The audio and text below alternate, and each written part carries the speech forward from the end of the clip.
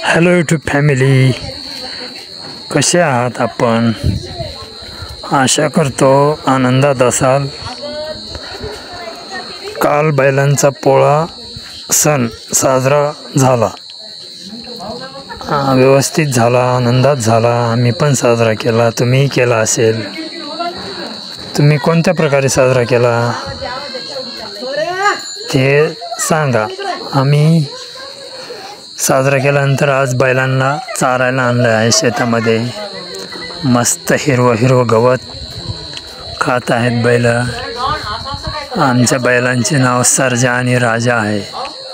पुढील जो दिसतो आहे तो राजा बैल आहे आणि पाठीमागाला बैल सर्जा आहे। मस्त चरत आहेत बैल। आता आनंदात आहोत।